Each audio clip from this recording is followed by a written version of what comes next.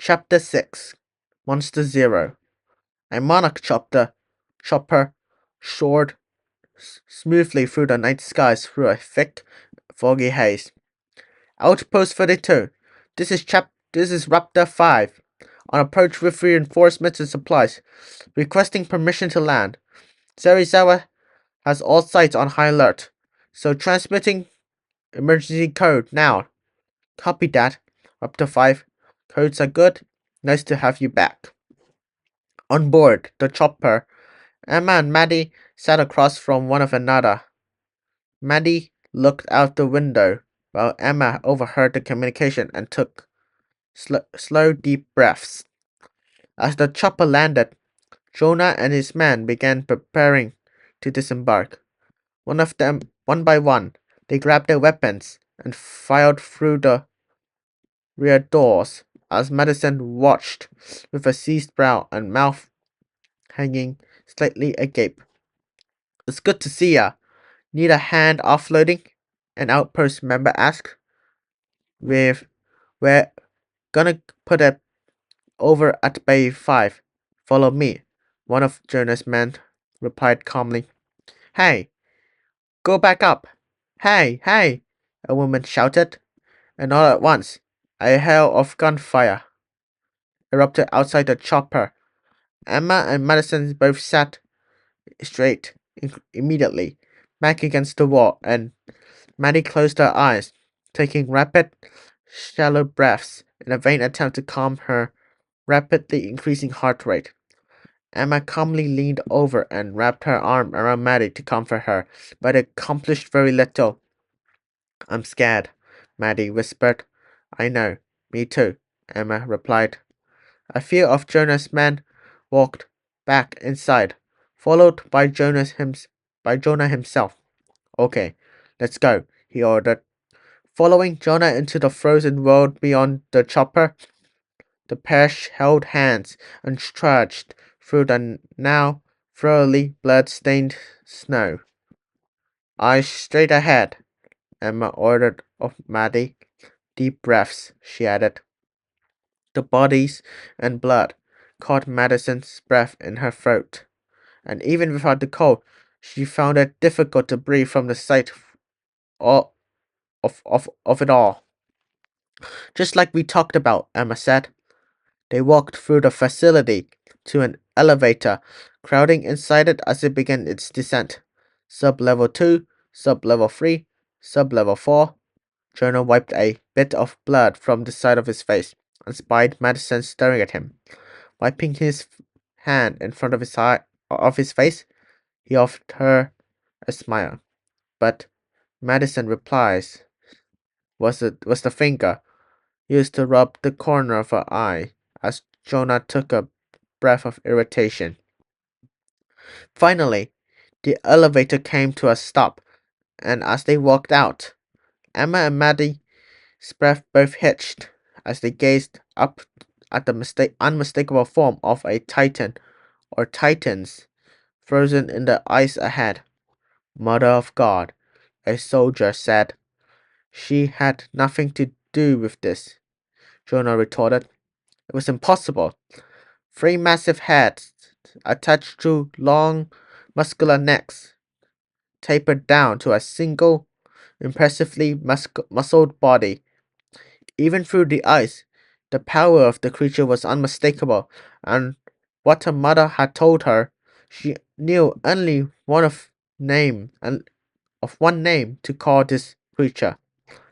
Monster Zero, Maddie whispered softly.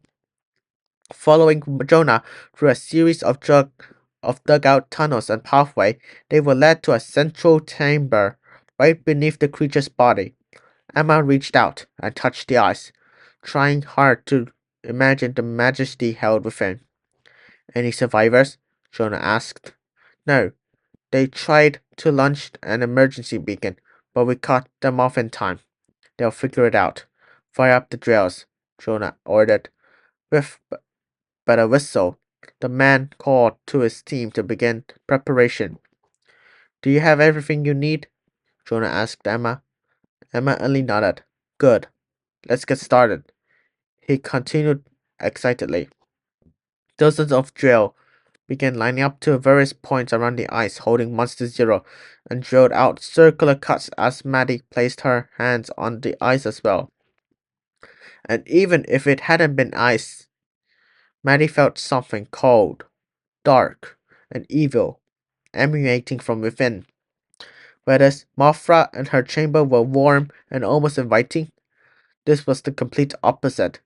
Like every microfiber of the creature within held nothing but total disdain for the world beyond its prison. Maddie knew she was no psychic, but sometimes she felt like it was the way she easily picked up on these kinds of vibes. Maybe it was her imagination again, maybe not. But while Maddie struggled to figure things out for herself, Emma began preparing the orca with a new biochastic scan. However, she encountered an error, one she hadn't foreseen. Shit, that's right, she whispered. Monster Zero was held in suspended animation. Therefore, it was not producing any biochastic frequency for the orca to scan. If Jonah found out about this oversight on her part, beep, 1%. What? Emma asked herself quietly. You say something, Mom? No, nothing, Maddie. Problem? Jonah asked, having come back to grab a radio he had forgotten earlier. No, no problem, Emma replied. Jonah looked at the scanner and smirked as he saw it reach 2% on the scan. Good. Carry on, he said as he quickly departed. Emma looked at the orca and then to Monster Zero as she heard the orca reach 3% on the scan. How on earth are you? She whispered while gazing intently at the monstrous shadow above. Chapter 7 Godzilla. We have a grisly situation up here in the Arctic, Emma said through a recorded video. Come on, Andrew. Andrew! Mark's voice chimed in from behind her. The camera turned towards the railing from around the stairs Emma had been hiding behind, observing Mark interacting with Maddie and Andrew. No, you can't do that. That's not. Stop. Look. The camera then zoomed in on Mark, dressed in a bear costume, with Andrew dressed as a dog and Maddie dressed as another small animal. Their faces painted to mimic the animal they were dressed as. Mark stared at the camera for a moment and gave a rather disdainful look at the one holding it. An intruder! Get her! Get her! He cried out to Andrew and Maddie.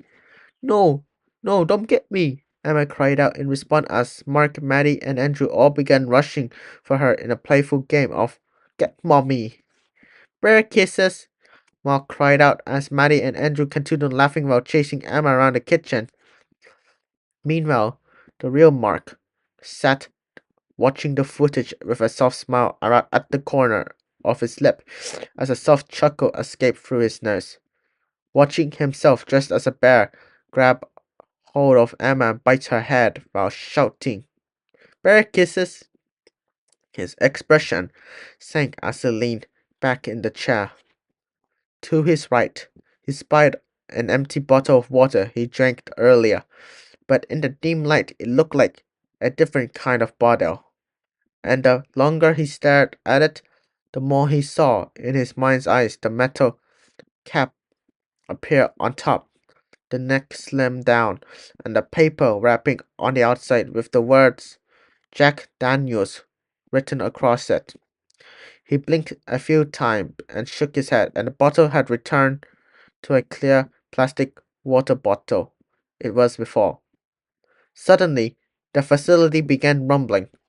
Colonel Foster's voice sounded from on the intercoms.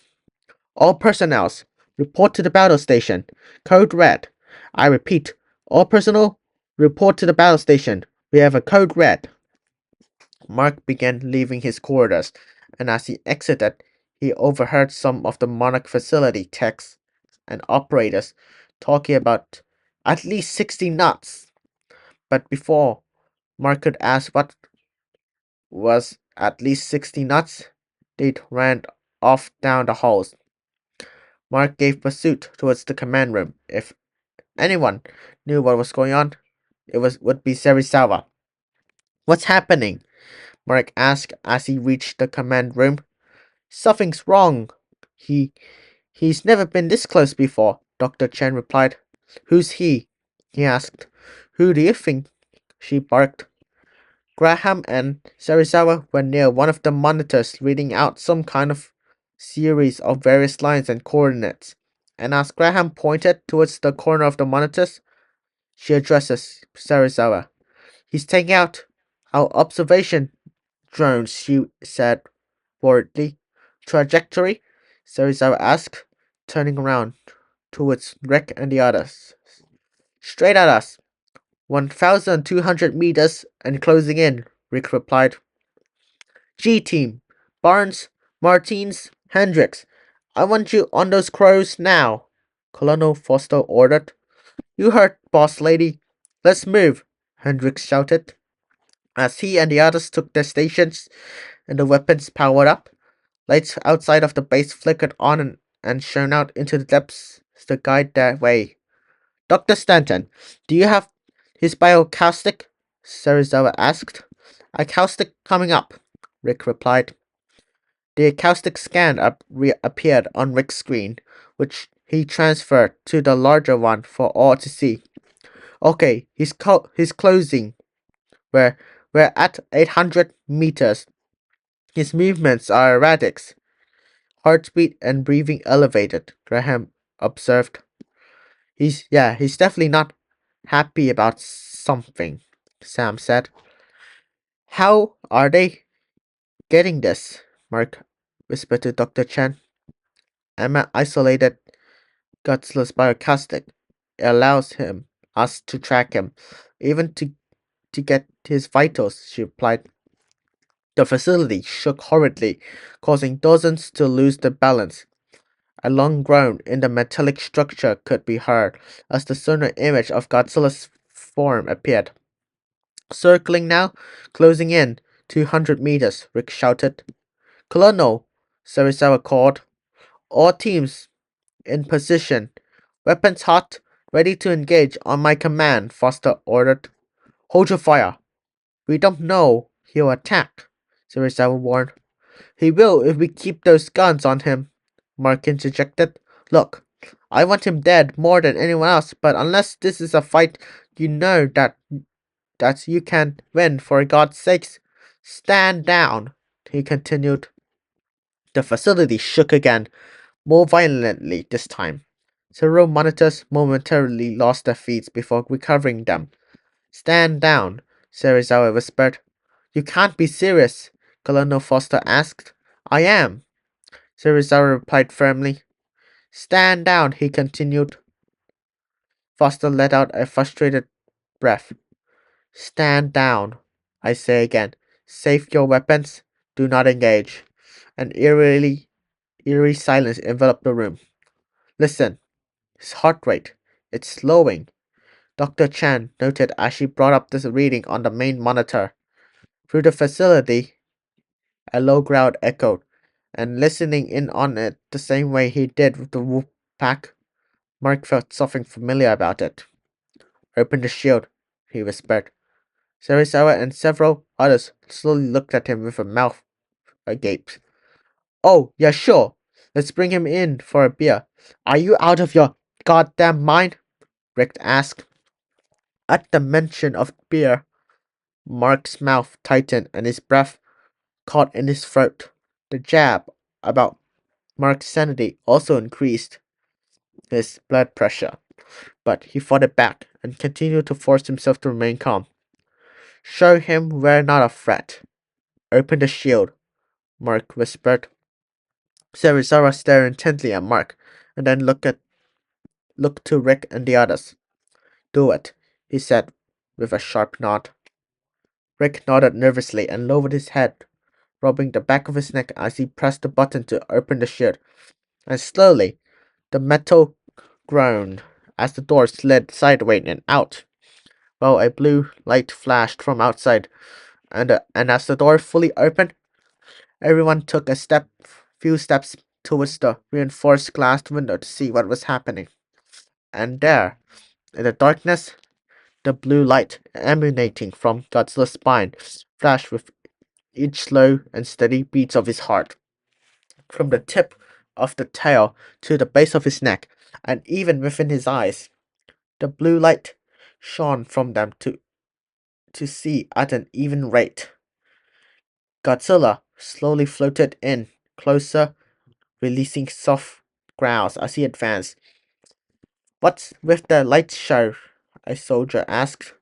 "It's an intimidation display, like a gorilla pounding its chest," Graham said quietly. "Consider us very intimidated," Sam said nervously. "I don't think it's for us," Dr. Chen noticed as he watches Godzilla advance. Mark also takes note of Godzilla's slow, deliberate advance and recognized something in the behavior, and in response, Mark advanced towards the window to get a closer look. "What are you doing, dude?" Rick asked. Godzilla was so close now. The monster who crushed his home in San Francisco and tore his family apart by killing his son Andrew, was closer than he had ever been to Mark. He couldn't have been more than 50 meters away now, just beyond the windows. And as Mark continued to observe Godzilla's behavior and note his body language as he floated through the water, Godzilla almost seemed to be studying him right back.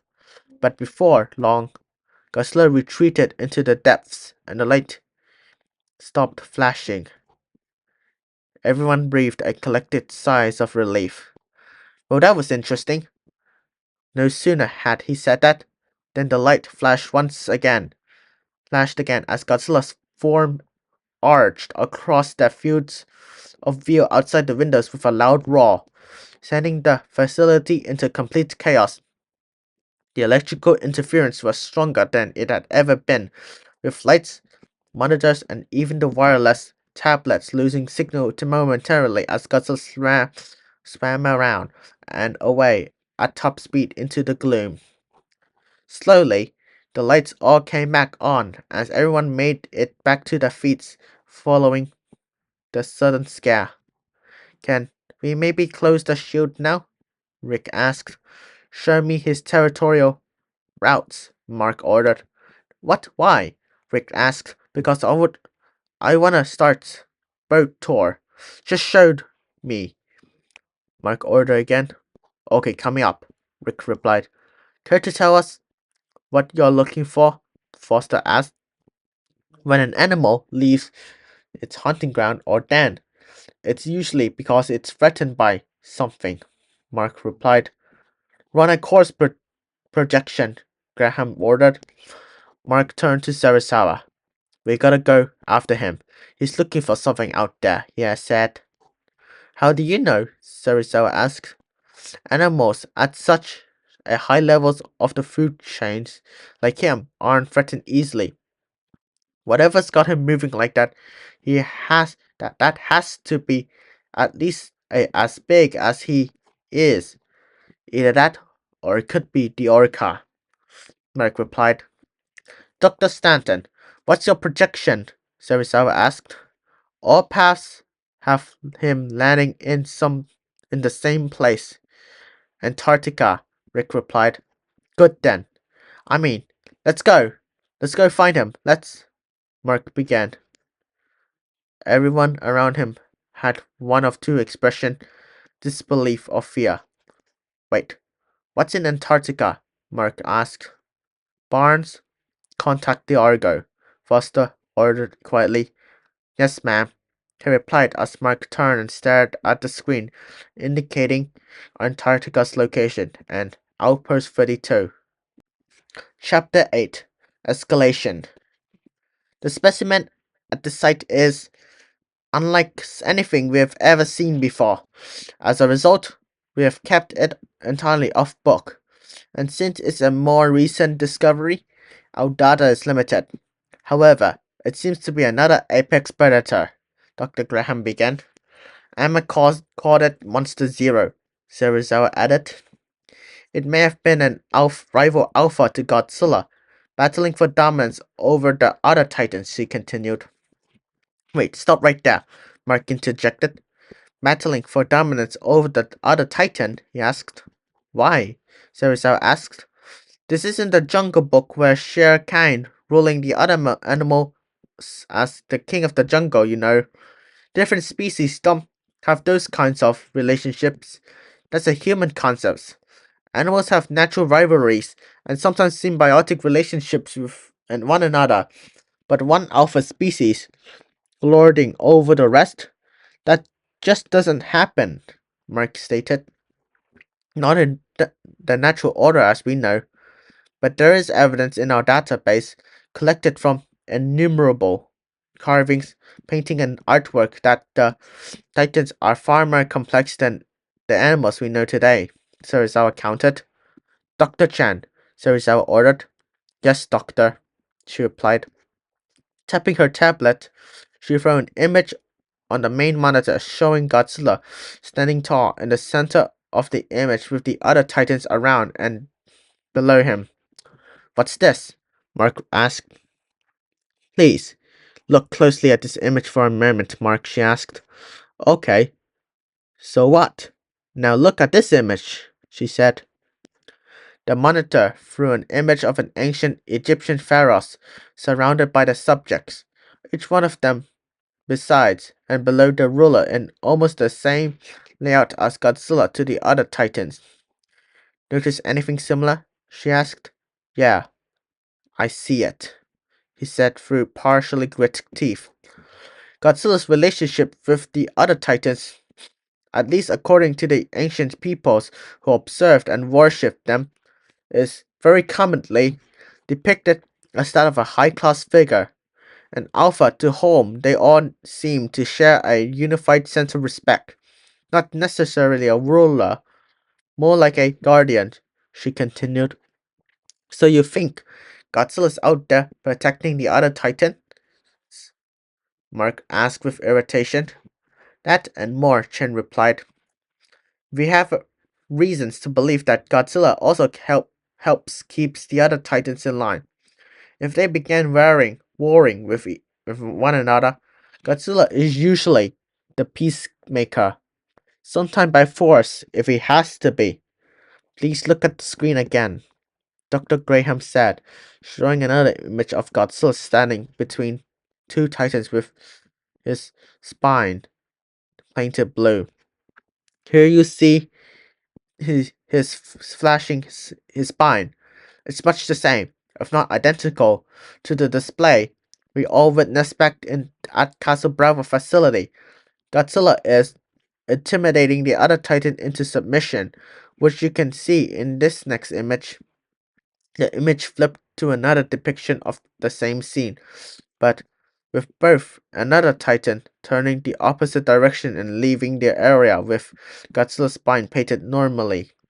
That the tactic worked, and according to the ancient writings and art, it worked nearly every time, Graham concluded. Gojira is much more than a monster, Mark.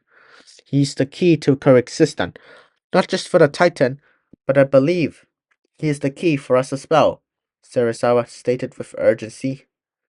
Mark nodded with his head slightly, but his tight lips, hard-set eyes, and the way he looked at the images with disdain spoke volumes.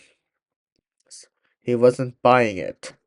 So, back to Monster Zero, Sam asked. Yes, Dr. Chan, if you please. Sarizar asked. I've been scouring the database compiled by my family. The data spans thousands upon thousands of years of myths and legends, but Monster Zeros hardly appears at all, and when he does, such as in this image here, she said, showing an image of primitive painting of a three-headed drag behemoth with bat-like wings. It's almost always drawn or painted by itself. There are almost never any writings to go along with it, almost as if the ancient people were scared to say something about it, she continued, almost as if Monster Zero was meant to be forgotten. A myth and nothing more.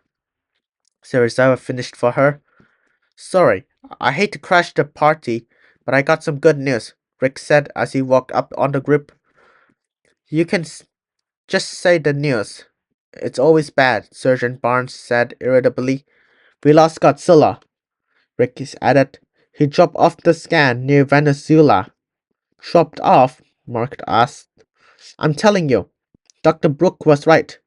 It was the Hollow Earth. That's how that's how he moves around so fast, using those underwater tunnels like a wormholes, just like zipping around. Rick finished. Everyone, everyone look sharp. We are approaching the base, Foster announced.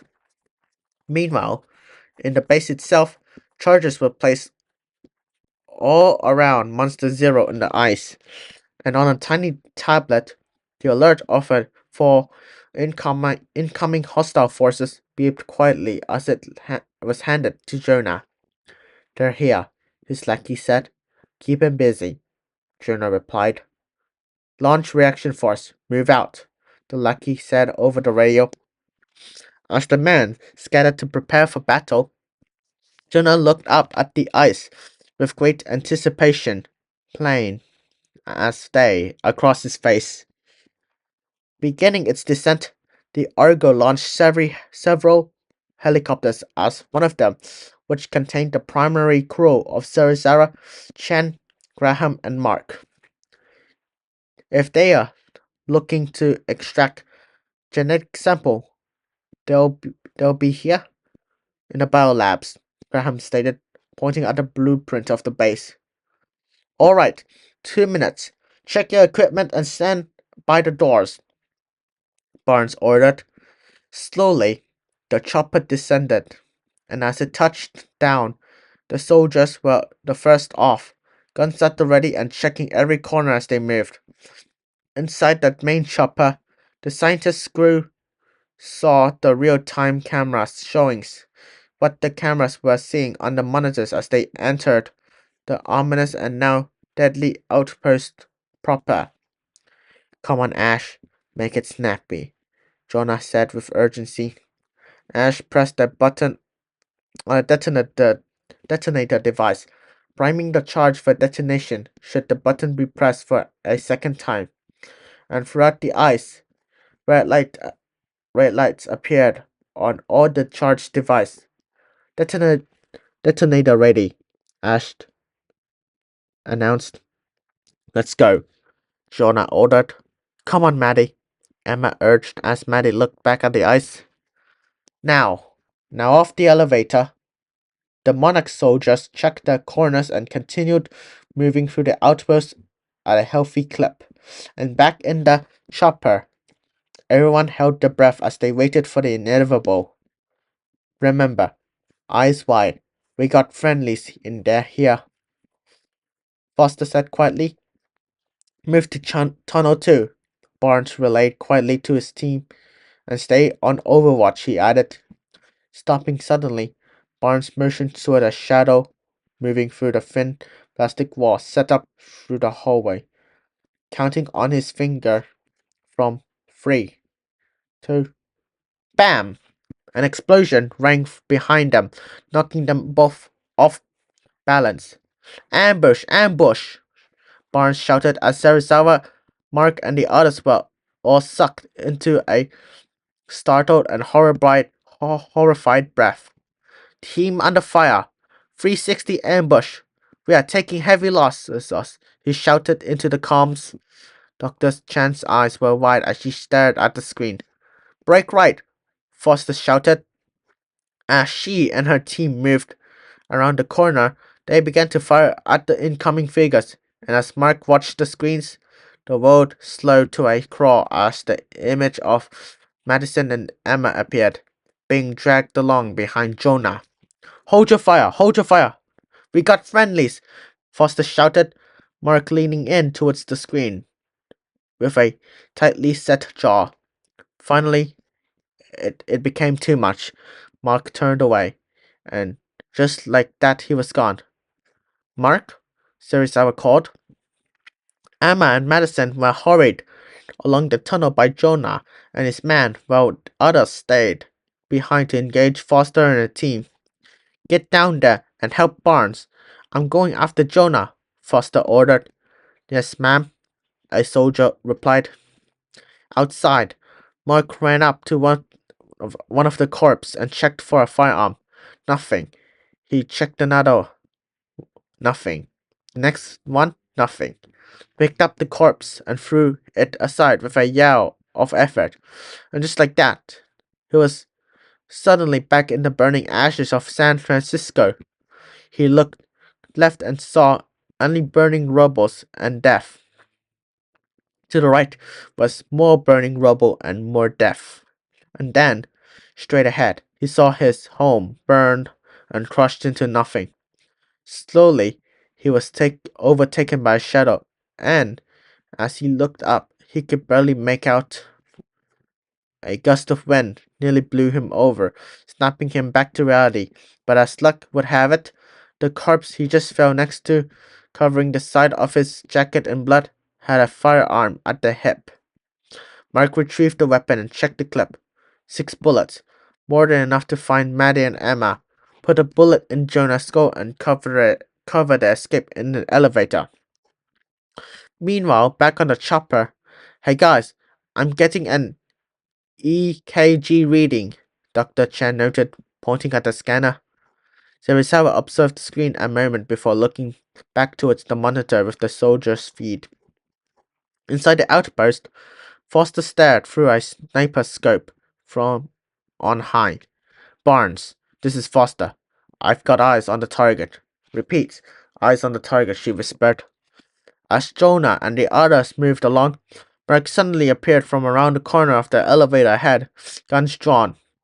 Let him go, he shouted. Ash raised his weapons towards Mark, but was struck down by Foster, who cocked her weapons to prime another shot before his body hit the floor. Jonah knelt down to hide from the sniper, staring at Mark, whose wide stern eyes and bare teeth were all Jonah needed to see to understand why Mark was here. Emma, Madison, let's go, he called. Dad, Maddie called, the first smile appearing on her face since before Jonah attacks in China. Let's go. Emma, Maddie, come here. Come on, I'm here, he called as they began slowly walking across the catwalk towards him. Behind them, the ominous clawed foot of Monster Zero in the ice loomed over all like a massive hand, ready to squeeze the life out of them. Madison, keep walking, honey. It's gonna be okay.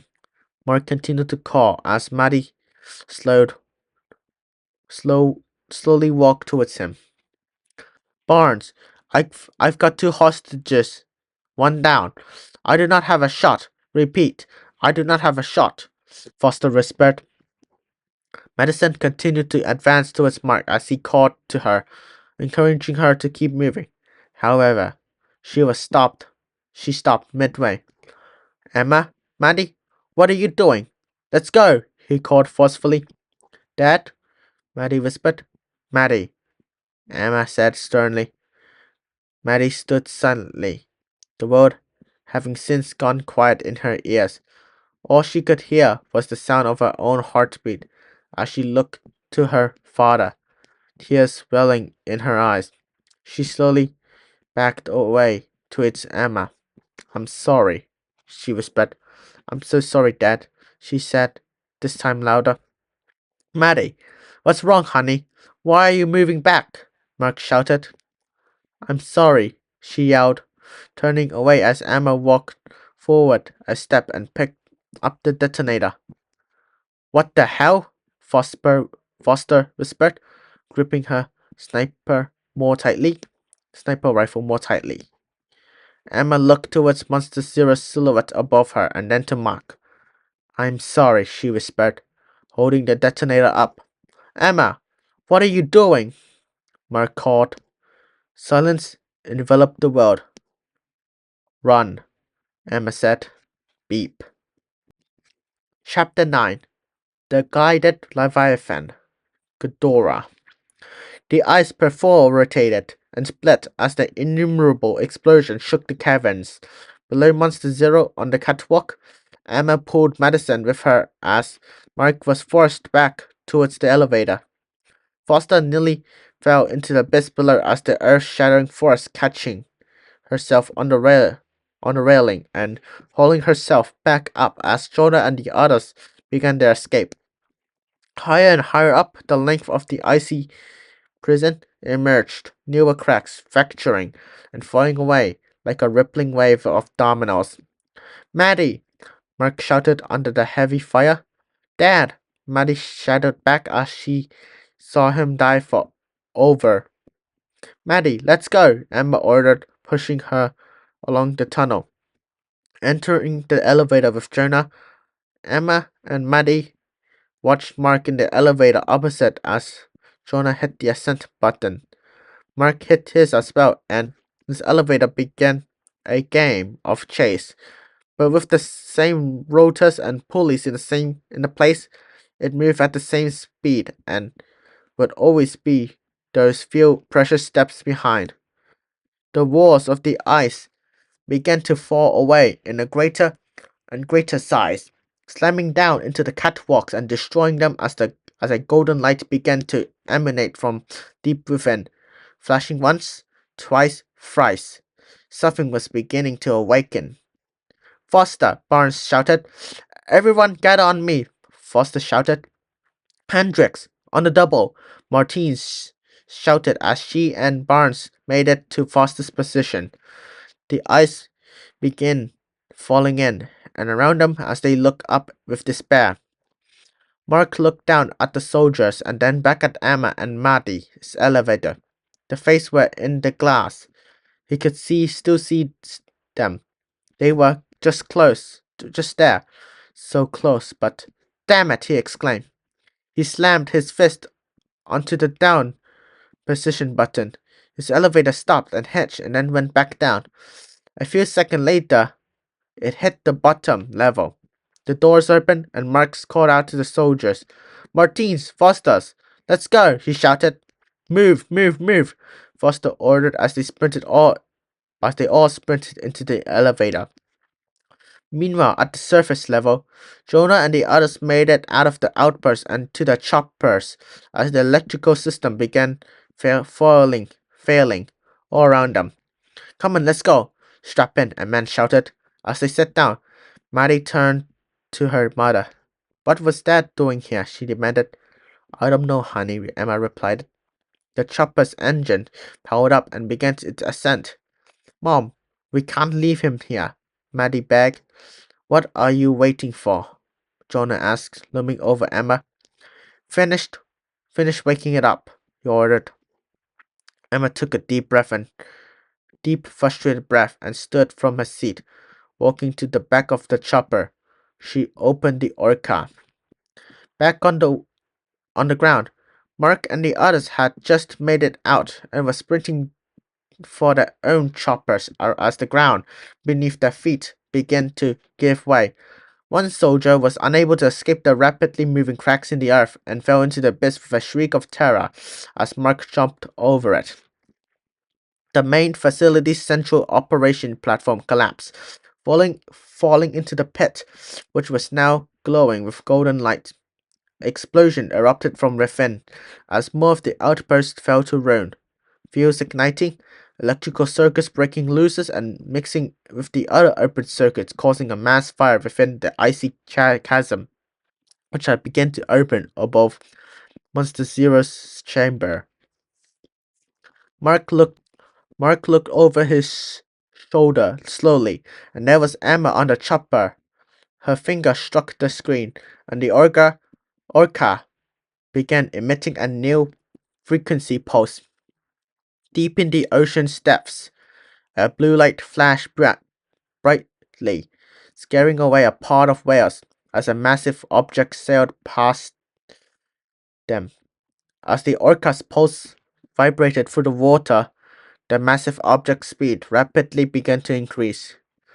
Back on the ice, Mark and Martise, Foster and Barnes all looked down at the wind suddenly, as the wind suddenly changed directions.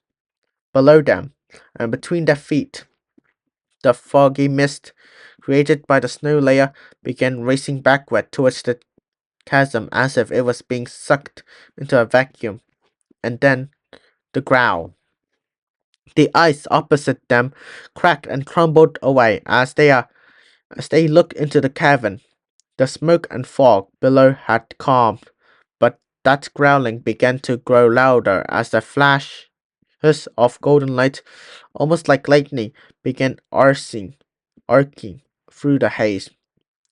Sarasava and Graham had emerged from the chopper and walked towards their friend, only to pause as the growls reached their ears.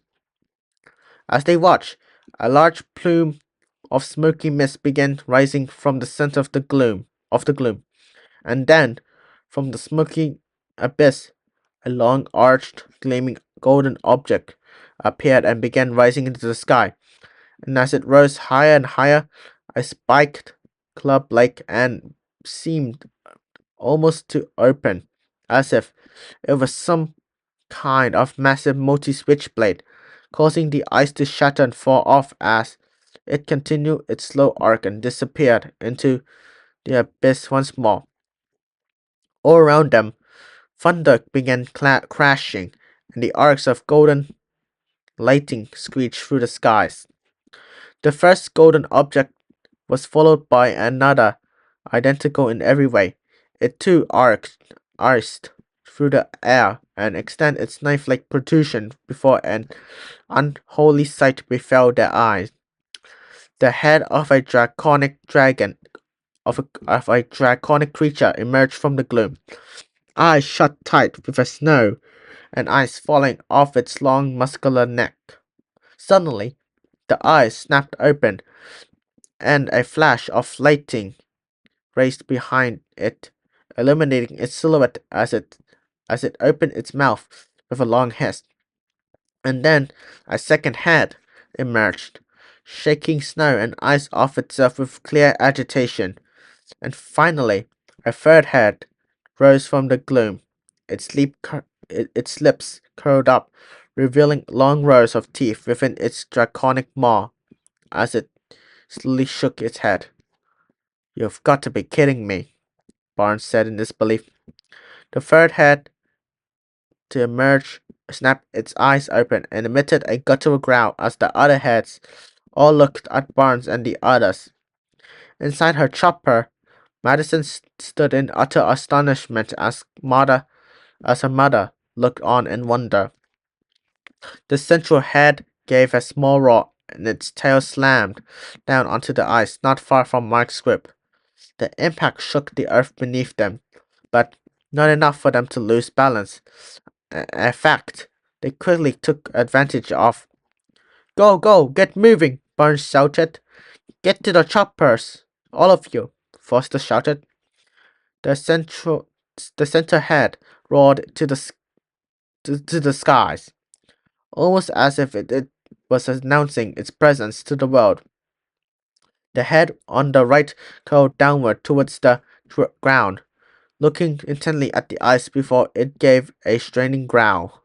And suddenly, a massive wing broke through the ice and slammed down on the ground. This was followed by a second on the opposing side, and Monster Zero's three head all reared up and roared at once. "Fire!" Several soldiers shouted as they began unleashing all hails of bullets. The head on the right leaned down and began to sniff the tiny creatures, firing whatever tiny lights at it that they were trying to use as weapons. And as it watched, its lips curled back almost into a smile. Meanwhile, Mark made it to the chopper, followed by Foster and the others. "We'll do an emergency vertical takeoff at maximum RPM. Number 2's still speeding up," the pilot announced. The blade began spinning again, breaking the icing that had formed, and the chopper began to shake slightly as it prepared for a takeoff. Back at the battle, if it could be called that, the central head bashed into the right head and gave it a stern growl. The right head dipped back in submission, but let its displeasure be known as it snarled towards its sibling. The center head looked to the left, which growled in agreement as they all began to rear up high into the sky, and from within the core of the creature, golden lights began flowing up through its chest and into its neck, and even glowing from their eyes. And as the light pulsed through its body, seemingly igniting a greater level of electrical interference in the skies behind and around it, the heads reared up and all took aim. "Oh shit," one soldier exclaimed. The three heads screamed in unison as they unleashed a torrent of golden lightning from their mouth, which instantly disintegrated most of the soldiers below. Those who weren't hit directly were burned to life from the spot, from how hot the airs around them the lightning bolts were, and all fell down dead on the ice. The electrical disturbance of Monster Zero's attack caused a spark to shoot from the interior of the chopper as it struggled to spin both the engines enough to take off, and with that surge, the chopper lost power. On her chopper, Maddie looked at the orca in her mother's hand. Monster Zero's central head looked towards the slowing blades of the chopper with curiosity, but noticed its rightmost sibling licking the charred remains of the soldiers they just slaughtered. Leaning down quickly, it growled loudly into its sibling's ears, earning his a reluctant agreement in reply. And then, together, they set their sights on the choppers as the creatures began walking slowly towards it. "This is Raptor 1 to Argo, requesting immediate urgent extraction. Again, I say immediate urgent extraction," Foster called into the radio. Back on her chopper, Maddie Maddie finally launched for the orca, snatching it from her mother's hand and putting it on the ground as she changed frequency and fired up a new pulse. The pulse had an immediate effect on Monster Zero, who screamed in unison in irritation. All three heads trying to shake off whatever this most annoying sound was. "You need to let go of it," Emma yelled. "No, Dad's down there. I'm not going to let that thing kill him," Maddie cried as Emma fought to get her daughter off the orca. Jonah arrived and pulled Madison away from while Emma retrieved the orca. Monster Zero was charging its attack and taking aim at her as she changed to another frequency and quickly hit the button to begin the pulse. Monster Zero immediately halted its attack, shaking it off like a bad hangover. The center head seemed to check the wellness of its left sibling and then bit the horn on its right sibling to pulling it up and into order. And with the irritant gone, they refocused their attention back towards the powerless chopper on the ground. And the last thing Madison saw through her thoroughly moistened eyes was the sight of Monster Zero closing in on her father as the door to her chopper shut tight. Chapter 10: Clash of the Titans. Monster Zero's nose gently tapped the choppers, but what was such a gentle tap to such a creature felt like being hit with a skyscraper to the occupants within. Mark flew from one side to another, having failed to strap himself down in time. Serizawa unhooked himself and helped Mark to his feet, but both were caught in another tap from the creature, sending them both to the ground. A brief break in the action gave them time to fight their way to their feet and strap in, just in time to endure yet another tap. The rightmost head let out a cackling wobble as it watched its sibling tap the shiny machine, and the leftmost head reared up and snarled at it with lips curled back. The right head leaned away for a moment, but then lunged and snapped at its sibling. shaking its head side to side in a display of aggression. However, the left head was having none of it. It lunged towards its sibling even faster and actually nipped the right head near the base of the jaws, causing it to rear back as it dipped down in submission. The right head barked a roar at its sibling, who flinched further down and looked away. Puffing through its nose, the left head looked back at the chopper and leaned in to tap it again. But suddenly they stopped. Serizawa observed out of the window as they began to look around in all directions, seemingly looking for something. They clicked and wobbled at, at another one. Dr. Chan looked at the EKG reading, which had spiked since they last looked. Inside the chopper, the group started hearing a ping reverberating through the chopper. Ping, ping. And on the sonar, a familiar shape was forming as it moved closer and closer to their position. What the hell's? Barnes asked. Gojira da. Zarazara whispered in reply with a satisfied smile before a blue light began flashing through the cockpit windows. Everyone rose to their feet and looked out the nearest window for a glimpse of what was going on, and for better or worse, the sight took their breaths away. Thousands of meters away, slicing through the ice were 3 rows of glowing blue spines. Rising from the spines were misty, steaming mist generated by the heat of the display and trailing behind like a miniature stream of the aurora borealis. The ice broke away and crumbled under the spike as if it were nothing, almost as if the ice was retreating just a split second before the spine arrived. And with great speed, they continued slicing a path forward directly at Monster Zero. Speak of which, Monster Zero had spotted the oncoming display as well. The central head stood high in the air as the other two drooped slightly lower. The right head looked up at its central sibling, which gently growled down to it. Then it growled down to the left head, which snarled as it looked towards the oncoming challenger. And finally, all 3 heads rose up together, sitting side by side in a row as they waited for their rival to arrive. And arrive he did. The spines slowly sunk down beneath the ice and disappeared, along with the flashing blue light. But as everyone looked on, the silence which had overtaken the entire Antarctic field was not a long one. Exploding from the ice, suddenly a mere 100 meters away from the chopper were the enormous spines of Godzilla flashing brilliantly on full display as his enormous bulk threw the surrounding ice to the side in all directions.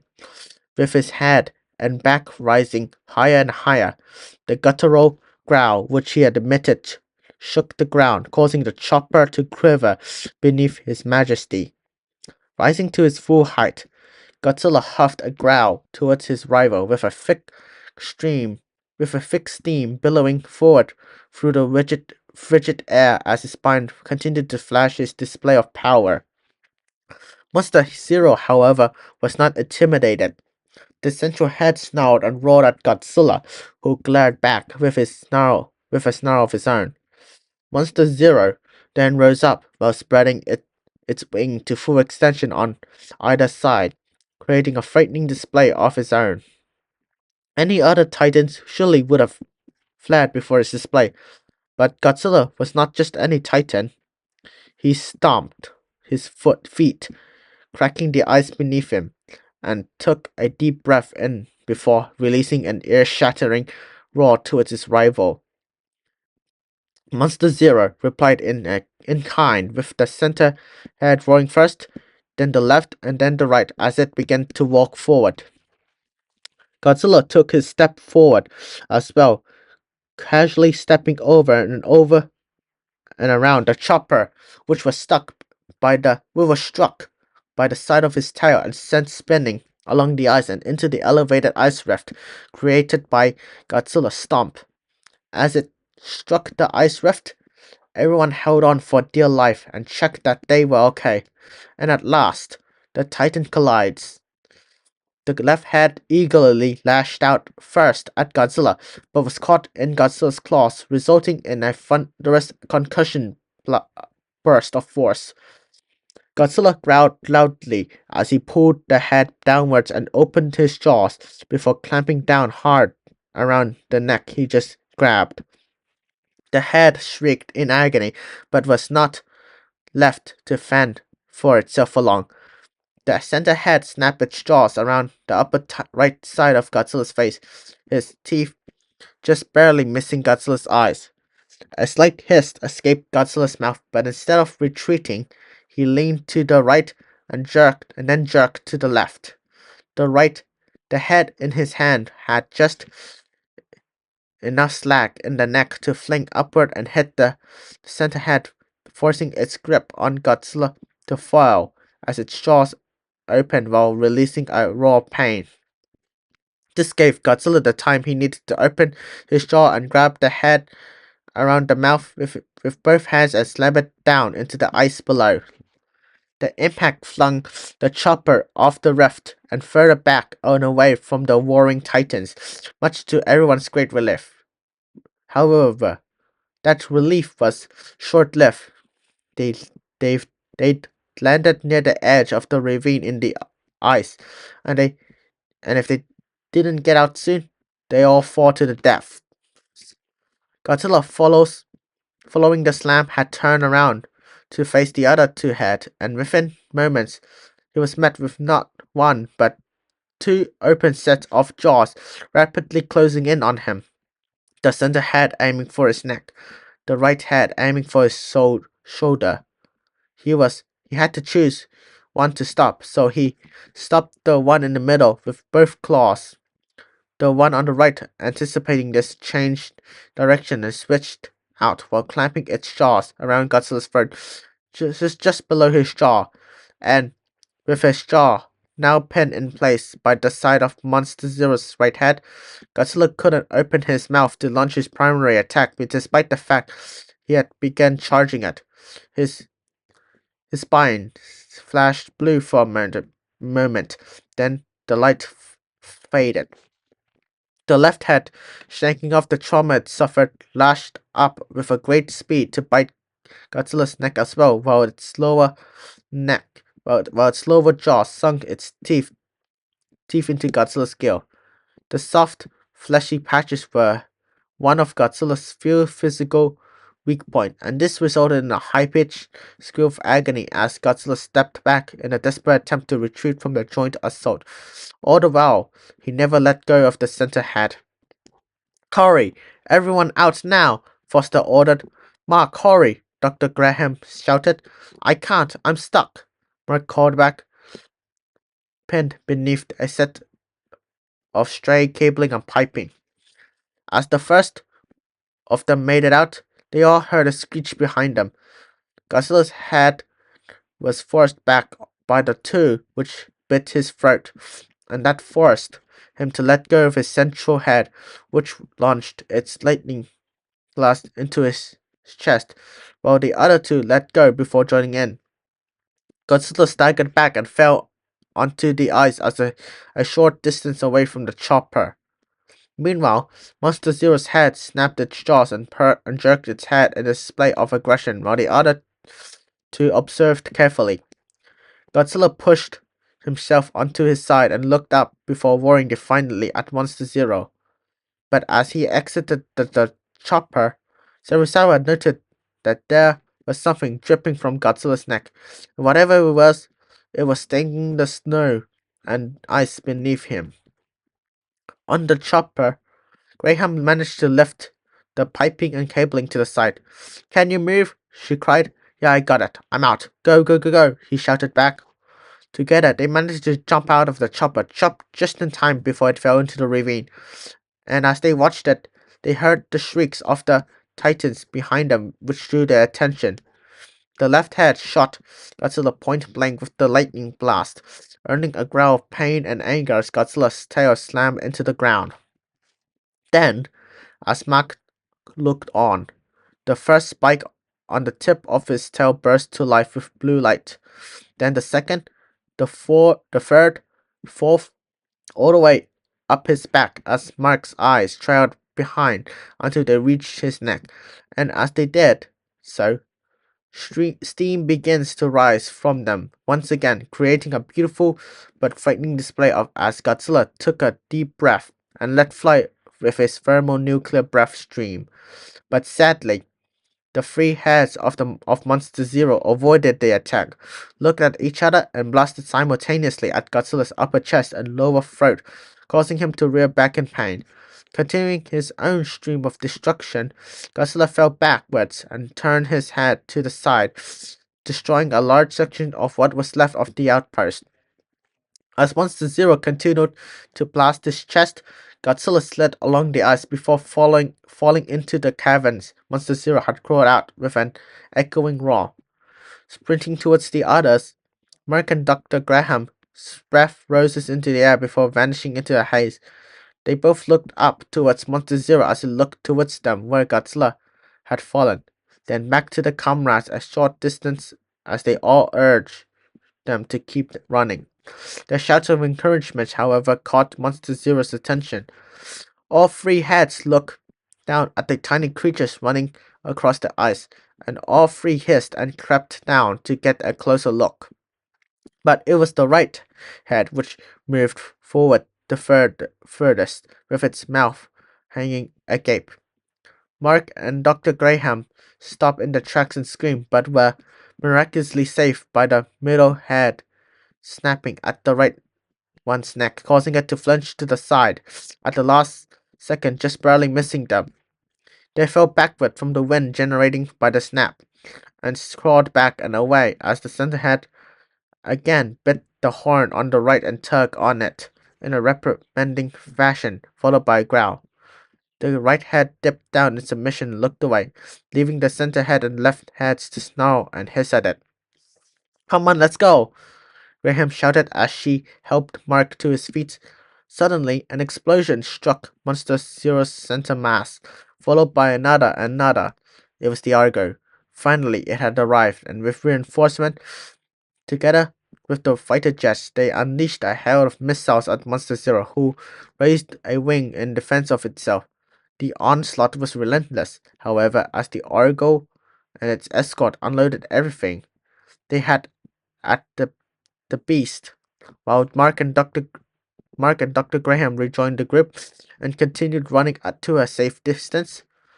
Godzilla, meanwhile, had risen from the chasm and flared his hands to the side with a roar of rage, spines flashing blue, before Monster Zero took to the skies, and with each flap of his magnificent and enormous wings, the sky seemed to churn and swell around him a little more, as well as there was a greater electrical disturbance following him, with a bolt after bolt of lightning arcing through the clouds. Godzilla roared up after his rival as the Argo landed nearby, its rear doors opening, and Mark taking one last look back at Godzilla, who took a deep breath and roared towards Monster Zero in the distant sky, his eyes flashing blue with deadly intent.